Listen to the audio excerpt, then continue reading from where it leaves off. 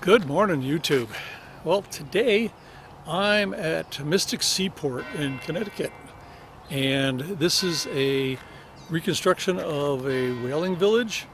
And the main reason I like coming here is that ship right there. That's the Charles W. Morgan, and my family goes back a ways with that ship. It was the last whaling ship to sail out of New Bedford, Massachusetts, and the gentleman who owned this when my mother was a child was a friend of my grandfather's, and she got to play on this ship when she was small. So let's go take a look. Little background information on the Charles W. Morgan. It's 106 feet 11 inches long, 24-foot beam with a sailing depth of 13 feet 3 inches. It was built in 1841 in New Bedford, Massachusetts, and it was one of 600 whaling ships in the American fleet. It's the last surviving wooden sailing ship from that time in that whaling fleet. So here's the helm area, and judging by the way this works is turning the wheel. We used the pulleys and moved the tiller. So this wheel did not stay stationary like you see in all the movies. And right off the helm was the ship's kitchen. Notice the rails around to keep the pots on. They probably had stuff going all the time. So this little structure here that you wouldn't normally find on a ship, but Captain Tinkham's wife, she's 20 years old, and she was on the voyage, had a lot of seasickness. She stayed. He built this cabin for her, and she left in St. Helena's Island, and he went on the voyage for another year.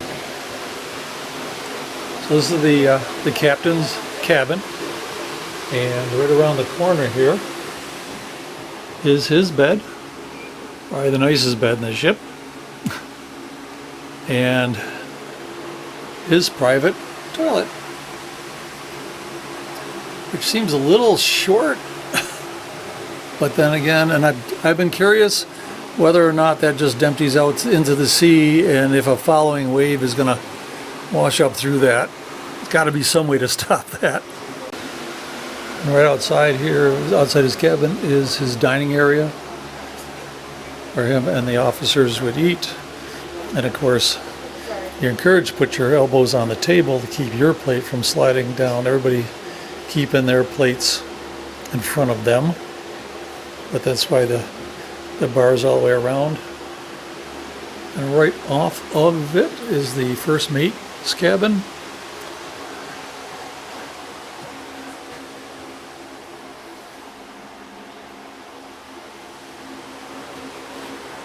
Pretty nice. And this is other ship's officer's cabin.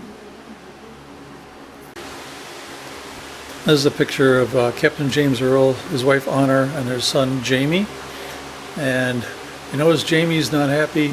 If you ever get a chance to visit here, ask about the story about why Jamie is not very happy to be in this picture. And this is what those little skylights down into the cabins look like up here on the deck.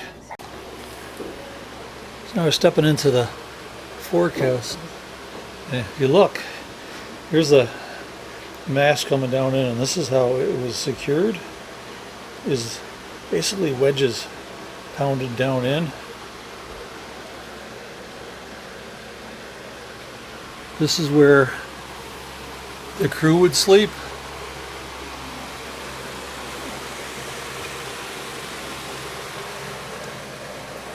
There's a little closer look at one of those cool little skylights.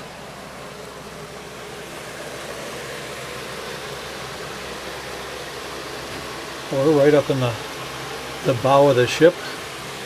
You can actually here you can see the ribs of the ship and the inner planks.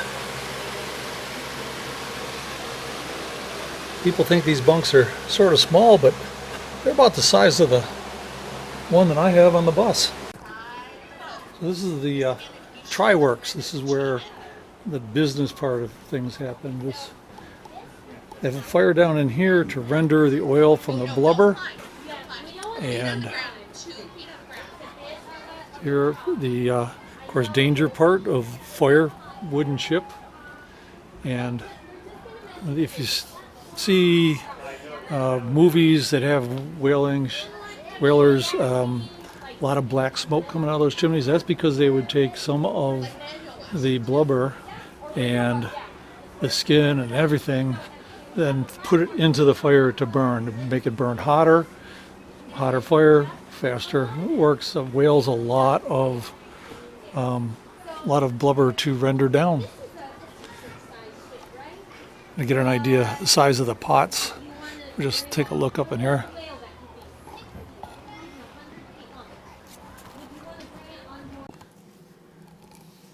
So when you think of whaling, you think they're going to harpoon it and that's what's going to kill it. And this harpoon head here was recovered from a whale killed in the Arctic in 1872, and it had been lost 12 years earlier from a British whaler. So this is one style. You got ones like this one, go in, toggle, or this one, same thing. Those didn't necessarily kill them. That just was a way to hook onto them, and you can see on this one with the loop, rope would have been tied to that. On the bow of the whaleboat, and once the whale had bled some and tired out, they would use this kind of lance up here at the top. Hopefully you can see it through the reflection, as a killing lance to get down in there very long and get in and basically stab them in the heart and kill them.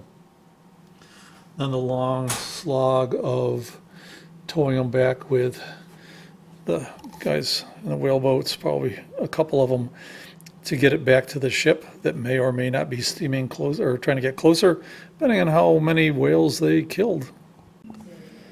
So when the whalers would go out, this is how it broke down the profits from the sale. The owners would get 2/3. Captains would get 1/15, first mate 1/24, the mate's 1/50, the cooper got 1/60, boat steerers 1/100, cook and the steward got 1/160, seaman got 1/160, the green hands got only 1/190, and the cabin boys got 1/400. When you think about it, the captains and the owners could make, obviously the owners put up a lot of money to finance the voyage.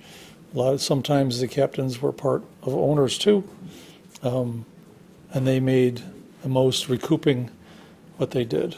So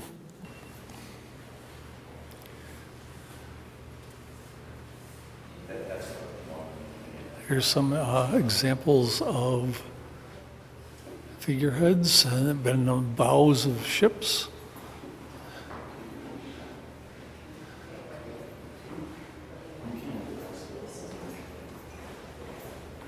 Except for possibly these last two. See the outstretched arm on this one and the two arms on this one. The pounding sea probably would have torn them right off. A lot of times the sailors would have time when they weren't on duty or maintenance or whatever, while they're waiting to find the whales, is they would do scrimshaw. So here's a nice example of a whale's tooth where a sailor scratched all those lines in and then rubbed in some ink, black ink, or something to let the scratches show. We got a nice example of a whale boat or whaling boat. Notice the mast that was hinged could be put up to sail, and if the wind was right, but mostly the oars, and there's only looks like three sets, so 6 men rowing. Of course, you got the harpooner. Harpoon's right up here with the red, and baskets and baskets of coiled rope. So when the whale was harpooned, this rope would zip out through the front there, and of course they'd be putting water on it to keep it from burning down through the wood with friction, and then go on what's known as a Nantucket sleigh ride, where the whale is hauling them all over the ocean. And then up here they've got the gear they use for cutting up the whales when they got someplace, or they got them back to the ship. So this is the cooperage, making the barrels. I mean, early barrels would have had the wooden hoops, and then eventually more steel. I remember I was saying on the Morgan about how they'd bring all the barrels disassembled, and the cooper would put them together on the ship. This is basically how they would come, and then you'd have to figure that nice jigsaw puzzle out. Nice sample of all the different things, and they do give a demonstration here on how it's all done. So, well, this is a hoop making shop of mast hoops, and you can see all kinds of different sizes, usually made out of green oak, and they were split down to the proper size. And in the back corner there is a steam box, so they would be steamed, brought out, and on a table like this with that jig they could wedge one end and then bend it around. You had to do that pretty quick while it was still hot. And for different size hoops, you got different size jigs. And if you ever get a chance to steam bend wood, it's a fun process. I've done it a few times for a few different projects, and it's amazing that once you get the wood heated up, steamed up, it gets soft enough to bend. The reason you split it is you want it along the grain. If you were to cut it, you'd be cutting through the grain, and it would just start popping all over the place. If you've ever seen the movie Master and Commander, there's a scene where they have rounded Cape Horn, and the ship is listing a little bit. They've been battered by the storm. A lot of the lines are hanging loose. And that is what really drove home to me just how much rope there is on a big sailing ship. All the rope for the masts, for the sails, everything. And somebody had to make it, and they had to make long pieces of it. So this is a cordage works where they would get this. Basically, it's like twine. It's twisted together fibers. And to make the bigger lines, they would run it through a machine like this. You can see just the bigger the line, the more ones were coming in. And you can see, if you look close, you can see where they're knotted together. You get to the end, one of these spools gets empty, or theoretically they're all the same length, they all get empty at the same time. you stop, you tie on new pieces, and away you go. And then once it goes through that, it is twisted together by this machine right down here.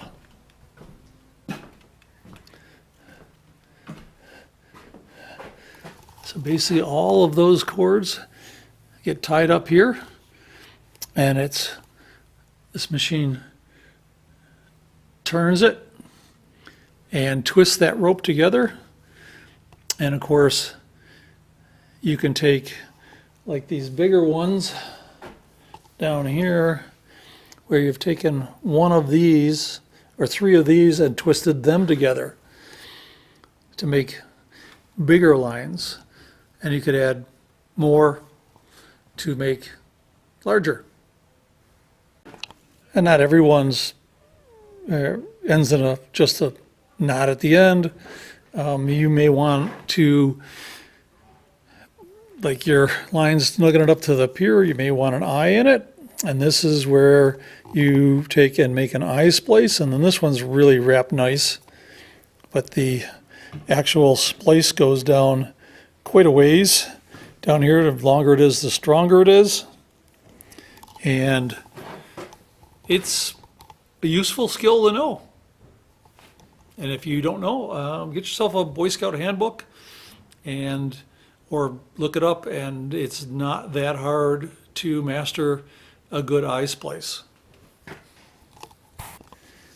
So making bigger lines, you could take a lot of those smaller ones and run it through this to make a bigger one. You could take and run that bigger one, three of them together to make a huge one, or four, or however many you needed, just using this kind of head on the machine to twist it, which is what they're doing right over there.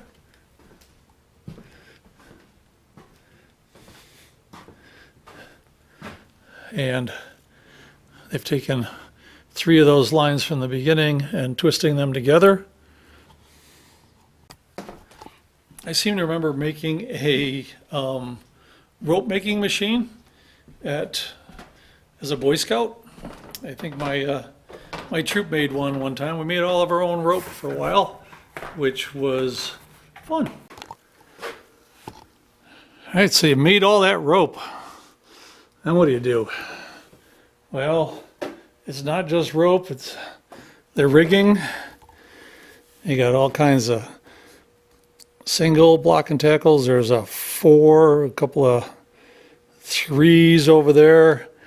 And if you remember physics, if you paid attention in school about how the block and tackles, you pull more line through, but you're pulling up less weight. And if you're hauling a whale up out of the ocean or big chunks of whale, you're going to want all the advantage you can get. It's amazing the size of this. To get an idea, here's me standing next to it. This comes up to my waist. Of course, with all that rigging, the main thing is your sails. And this is a sail loft. They're working on smaller ones, but as you imagine, they would take the measurements directly from the rigging and eventually draw it out full scale on the floor, and then put the canvas down to cut the size, and then sew it. Nowadays, I'd use a pretty heavy-duty industrial sewing machine, but I'm pretty sure back in the 19th century or earlier, before they had the sewing machines, they had to do all that by hand. The street behind the harbor is the town, all kinds of different stores. I'm not going to take you, or buildings, I'm not going to take you into all that. And if you come here, you can take a look. It could take 2 days to go through that. I always wanted a big wood chop, and I had a nice lathe that was fun, but it was only 3 feet long. It was not long enough to turn a mast. All right, so you made all that rope. Then what do? Well, it's not just rope, it's the rigging. You got all kinds of single block and tackles. There's a 4, a couple of 3s over there.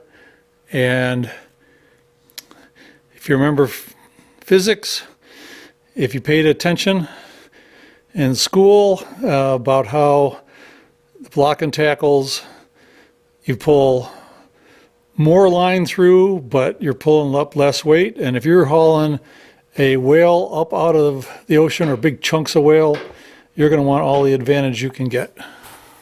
Okay, here's a shot of the jawbone of a whale. And it's, I'm guessing 16 feet long.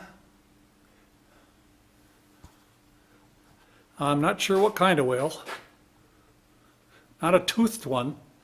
I think this is a good spot for me to leave Mystic Seaport Museum in the shadow of the Mayflower 2. And I'm going to get back on the road and see what I can find. I think you're going to like the next video.